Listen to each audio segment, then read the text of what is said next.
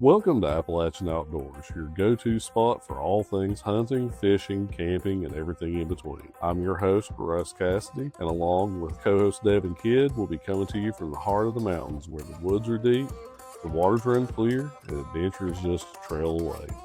Whether you're a seasoned outdoorsman or just starting to explore the wild, we've got tips, stories, and gear talk to help you make the most of every moment outside. So grab your boots, pack your tackle, and let's head into the wild together. Hi, and welcome to another episode of Appalachian Outdoors Podcast. I'm Russ Cassidy, Regional Editor of Appalachian Newspapers, and I'm joined, as almost always, by my co-host, Devin Kidd, who is our staff writer out at the Floyd County Chronicle and Times, and our outdoor writer. We've been getting that column out to the other newspapers, so you all should have a chance to check out his work. I don't know if y'all noticed, it's hot. It's real hot. It's very much. It's not exactly conducive to outdoor activities right now. Even the hiking we mentioned a few weeks ago, it's hard to find a spot and a location where you can escape the heat. But Devin's going to tell us a little bit this week about an activity or an opportunity to kind of beat the heat, and also to participate in some outdoor activities. Devin, what do you got going on? So August the 2nd and August the 3rd, you'll have it's actually, I guess it would be the third Hunting the 606 Expo. Okay.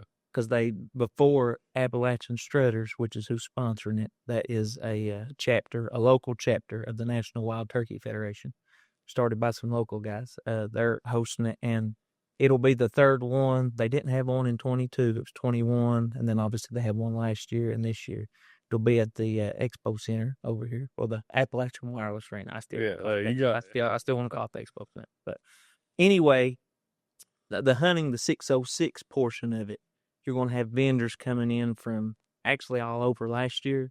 It was really special because I think me and you could agree one of the biggest reasons, if not the biggest reason we started this, was because the camaraderie factory of it, bringing people into the fold and getting news out about it. And I mean, I met people last year from North Carolina, Tennessee, Virginia, West Virginia. Wow. And I mean, probably Georgia. I'm thinking there was some, maybe even Alabama. I mean, there was people came from all over for this.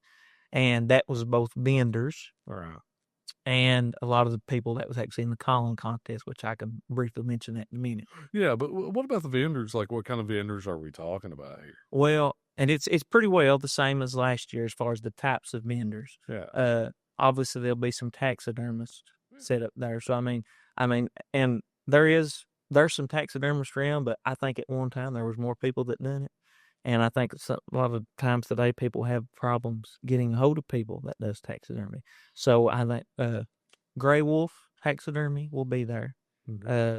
They're fairly local. I'm thinking they're based out of Johnson, Lawrence County, somewhere around the line there. Okay. Met that guy last year. Wonderful guy.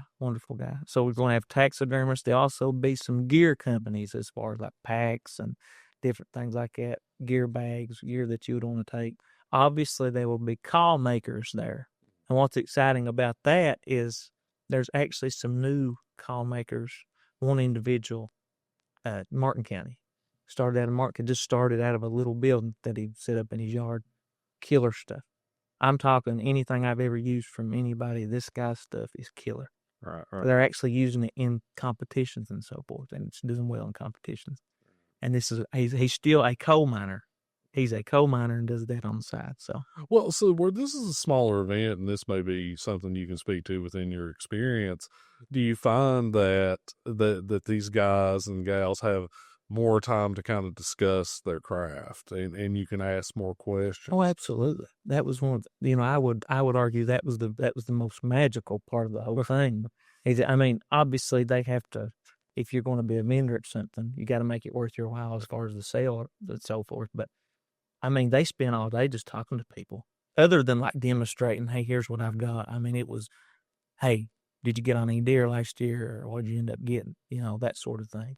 And you don't get that as much in today's hustle and bustle. You run into somebody out in the store and you're like, hey, what'd you get on this year? What happened? But this is an event set up specifically for that type of camaraderie. And I mean, it's special. I mean, and there's no doubt in my mind this year it'll be the exact same thing. Now, is there any cost to get in, or is it a free event? Or It is children. 12. I forgot this. I'm thinking it's children 12 and under. It's free. Also, any child that comes in the door is automatically, just for attending, signed up for a free youth hunt. Oh wow! And they'll get drawed for it. And then obviously one of the members from the chapter will take them on a youth deer hunt. Last year, the little girl that got the drawn for it killed a spike. Oh wow! She actually shot a spike. One of the members of the chapter took her, set in a blind, got her set up. I think her and a family member went with them, and she got a spike on that free youth weekend. So. Well, there's another component to this weekend as well. Tell us about that. The calling competition. Yeah. I imagine. Okay, so this was really a lot of the people that was involved in getting that chapter started has kind of dealt with that before. Like you've met Chris. Chris has competed. And that what helped him a lot is he's went to these other competitions, competed in them. So actually setting up a competition, I'm not going to say it was like, just second nature, but he was the base as far as getting everything going, and he done well with it. And we had people, obviously we got it out. It's on the NWTF website that we was going to be holding the state calling championship here in Pikeville. So obviously people from within state, we had a lot of people show up from within state, like I know Mount Sterling. There were some people from down around London that came. And obviously I told you all the other states, but everybody comes together, and there's different divisions. There's a friction division, which is what most people use, like a box, like pop call or box call. And you've got the people that use the mouth calls, which is a whole different, that would be like the senior open. So, I mean, and then obviously there's the Jakes and the Potes divisions. That's for the younger kids. So, and what I really like about this competition over here is I love seeing, and I think I told you this before, seeing the young kids will compete in those young, and then they'll also jump up in some of the open divisions. And last year, you remember me telling you, Hudson McGarity from Georgia, 12 years old, come in first place in the friction division. And I've been in touch with him. He's going to be back. That was a treat. I mean, because all of us felt like we was in on that with him. Because, I mean, after it's with you, I mean, you should just sing to people. This is a 12-year-old boy going up against, adults. And that was his first place finish in like a senior friction division. And you could just see this, on his mom and dad's face. Like, we all just ate it up. I mean, it was special. What? And I doubt in my mind there's going to be some more of that stuff take place, because people come, and the feedback was wonderful last year. And they said a lot of people said, we hope you all do it again, and thank God we're going to get to. So that's awesome. Well, and we definitely encourage people to get out to it. We know you're not going to be out too much, doing much in the outdoors over the next couple of weeks until this heat breaks. It's been hot. It's been a hot one. So, take an opportunity to get out there, even if you're not a hunter yet. Get out there and check it out. It might be something that really catches your eye. That is one thing. Other than mention, even if you're not, there was there's some boutiques that sets up at this, and actually, if I ain't mistaken, they said some of the members of the chapter had told me that they actually done better as far as sales go than any other vendor. Like local boutiques that had come and set up, maybe like some camouflage things for women and children, not just men, women, I mean, anybody, and they done well. They done really well. And there's going to be some more of them there this year. That's awesome. As far as, and also outfitters giving away. And another big thing I need to mention briefly is Dale will be there. Dale Whittle. He's, as far as this, especially this portion of the country, he's the guy as far as like scoring deer, especially.